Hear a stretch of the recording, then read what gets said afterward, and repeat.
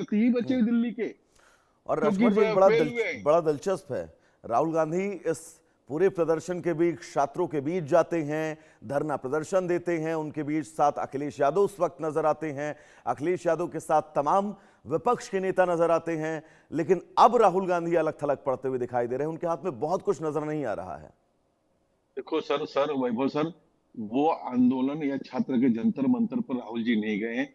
राहुल जी और राहुल जी की पार्टी इस आंदोलन को हाईजैक करना चाहती है। कार्तिक चिदम्बरम की मैंने बात बताया आपको, प्रधानमंत्री आवास के पास वो अखिलेश जी को छोड़ के गए थे। वो अखिलेश जी बाद में आए, उसके बाद में गांधी जी की समाधि पर भी अखिलेश जी को लेके नहीं गए। और अखिलेश जी की तो बीवी वाइफ जो हमारी भाभी जी, वो जंतर मंतर गई थी। हाँ, डिंपल यादव गई राहुल थी जी मंच कहाँ पर गए? जी। डिंपल यादव गई थी, लेकिन पवन खेड़ा के बाद कोई गया है क्या? राहुल गांधी गए हैं क्या? ये तो अचानक दौरे से अभी आए हुए हैं और फिर अपनी राजनीति चमका रहे हैं, हाईजेक कर रहे हैं ये। इसी तरह से तो नहीं चलेगा ना। आप वहां जाइए जहां पे स्थान है, जहां पे लोग गए हैं, आम आदमी के सारे नेता गए हैं वहां पर। तो आपको नहीं लगता है कि जिस हाईजैक किए जाने की कोशिश ये लोग कर रहे हैं, अपनी कोशिशों में कामयाब होते हुए नजर नहीं आ रहे हैं? सर ये नाकाम लोग हैं। इन्होंने अगर 10 साल जो अपने कार्यकाल में कुछ किया होता, कानून तक नहीं बनाया था इन्होंने। कानून तो अभी बनाया गया और मंजूरी कल मिली, 2024 के कानून को मंजूरी कल मिली।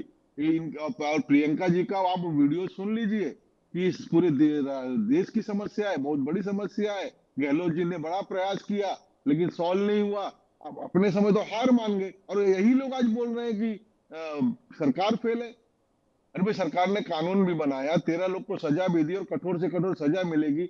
और स्पेशल कोर्ट भी लागू बना दिया, चालू कर दिया अभी। हम्म न्याय तो अब मिलने के लिए किया सरकार ने। इस आंदोलन का अगर मैं राजकुमार पाल से पूछूं तो भविष्य आपको क्या लग रहा है? क्योंकि सरकार धर्मेंद्र प्रधान के इस्तीफे की तरफ आगे बढ़ नहीं रही है। प्रदर्शनकारियों का यह कहना है कि जब तक इस्तीफा नहीं हो जाता वो डटे रहेंगे वहां पर मैदान में।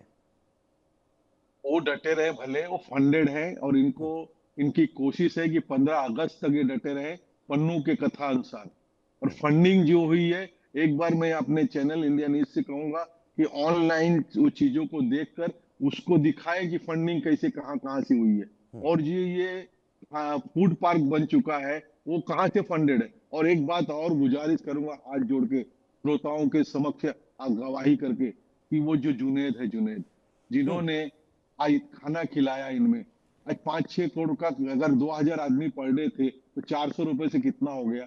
तो वो जो 5-6 करोड़ रुपया खर्चा किया, तो उसके घर मीडिया का कैमरा जरूर जाना चाहिए, उसकी माली हालत जरूर दिखाना चाहिए। और सरकार ने भी जुनेद की जांच करना चाहिए फंडिंग की। मानते हैं आप फंडिंग है विदेशी इस पूरे आंदोलन जी को? सर, आप अगर व्यवस्थित रूट पे जाएंगे या मुझे कोई नंबर मिले तो मैं पंकज जी का वो लिंक आपको भेज देता हूँ, तो सुनेंगे तो आपको प्रूफ के साथ उन्होंने कहा है। और मीडिया उन्होंने दिखाया है कि किसका क्या क्या, कौन सा सोरेस का अपना फाउंडेशन है, कितना क्या क्या है, सब दिखाया है, बोला है सर वो। और ये देश को जानना जनाना आज ये हमारी मीडिया का काम है, चौथा स्तंभ है मीडिया हमारा।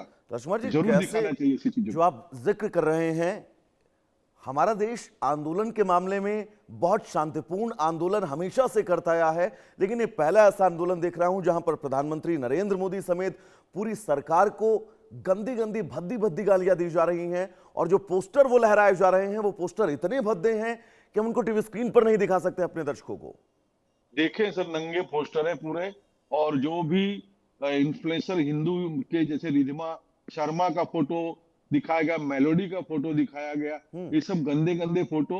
और जो बच्चे हैं वो अधिकतर मुस्लिम बच्चे हैं, क्योंकि यूट्यूब मीडिया सबके मुंह में डाल दे रही थी वहां पर। और छोटी बात एक और है कि इन्होंने 9वीं और 10वीं की कन्याओं को उस दिन आगे किया था, जो कोचिंग क्लास से आई थी। कोचिंग क्लास का नाम भी बताया उन्होंने।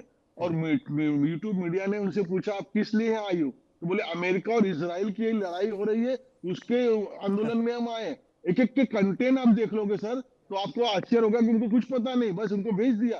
तो ऐसे कोचिंग क्लासेस को भी तो सजा के, आज 9वीं की बच्चियां, 9वीं 10वीं की बच्चियां कितनी छोटी थी सर, बस ढाल बना के लाया था। इनकी कौन सी राजनीति, ऐसी राजनीति को तो, अगर ऐसे लोगों को कोई वोट भी देगा, इसके पर वोट मांग रहे हैं, तो बहुत गलत है, देश के लिए और हानिकारक है। और एक राजकुमार काम, जी, ये जो युवा इस वक्त जंतर मंतर पर जुटे हुए हैं, आप शब्दों का इस्तेमाल कर रहे हैं, जो पोस्टर लहरा रहे हैं, उन पोस्टरों से इतर ये अपने आप को देश का भविष्य बता रहे हैं।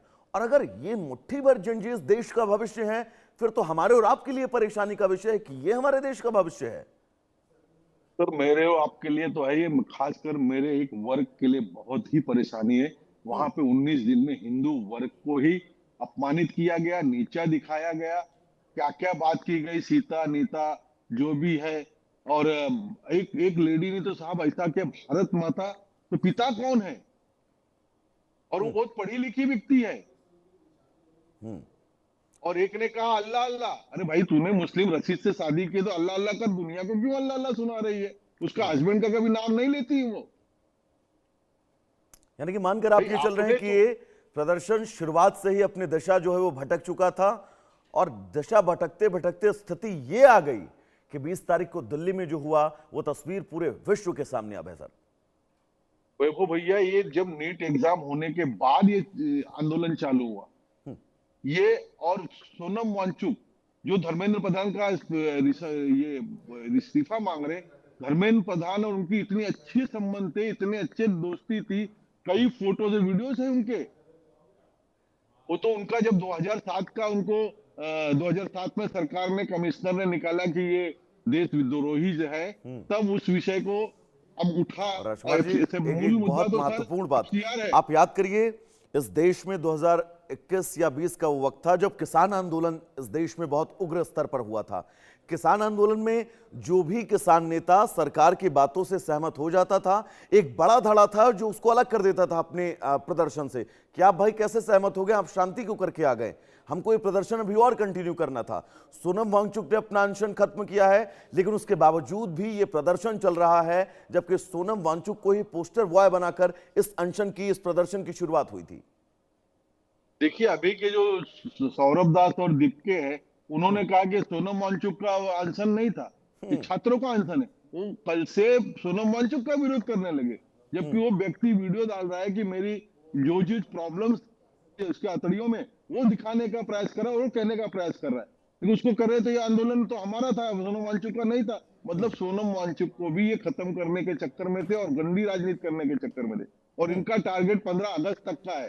सरकार को जल्दी से जल्दी इनको लागा, और सरकार ने प्रॉमिस किया कि और आशुमा जी, महत्वपूर्ण ये भी है क्योंकि सोनम वांगचुक का अगर मैं आपसे जिक्र करूं तो पब्लिक सेंटिमेंट सोनम वांगचुक के साथ जो है वो जुड़ा हुआ था, और इसीलिए सोनम वांगचुक को के कंधे पर रखकर ये प्रदर्शनकारी बंदूक दाग रहे थे। लेकिन आज सोनम वांगचुक के भी खिलाफ गया दीपक, और आप उसके भी खिलाफ हैं। आज आप सोनम वांगचुक के भी खिलाफ हैं। हाँ, कल की बाइट उनकी सोनम वांगचुक के खिलाफ है। बोले सोनम वांगचुक का मंच नहीं था, ये तो छात्रों का मंच था, और छात्र वहां आई नहीं। भैया मैं छात्र मुश्किल से 5% है, नीट के छात्र तो बिल्कुल ही नहीं है। और जो अभी और एक बात बता रहा हूँ कि वहां पे 100 लोग पकड़े गए हैं, उसमें एक छात्र नहीं है। राजकुमार जी, 215 लोग, राजकुमार जी, वहां पर तमाम वीडियो भी आपने देखे होंगे सोशल मीडिया पर, जिन वीडियो में छात्रों से सवाल पूछा जा रहा है कि नीट का एग्जाम कितने नंबर का होता है वो नहीं बता पा रहे, नीट का फुल फॉर्म क्या होता है वो नहीं बता पा रहे, और अपने आप को बताते हैं कि हम नीट के जो हैं वो पेपर लीक होने के खिलाफ अब ये अपनी आवाज उठा रहे हैं। बहुत सही कहा, नीट का फुल फॉर्म भी नहीं बता पा रहे। लेकिन अभी बता रहा हूँ एक और कि 215 लोग चिन्हित हुए हैं, वो सब के सब ये रिकॉर्डेड है। और बिल्कुल राजकुमार जी, इसीलिए इस प्रदर्शन पर अब लगातार न सिर्फ हम और आप, पूरा देश सवाल उठा रहा है। फिलहाल आपका बहुत बहुत शुक्रिया इंडिया न्यूज के साथ जुड़ने के लिए। यहां रुकेंगे एक छोटे से ब्रेक के लिए, कहीं जाइएगा नहीं। इंडिया न्यूज पर खबरों का सफर नॉन स्टॉप जारी रहेगा।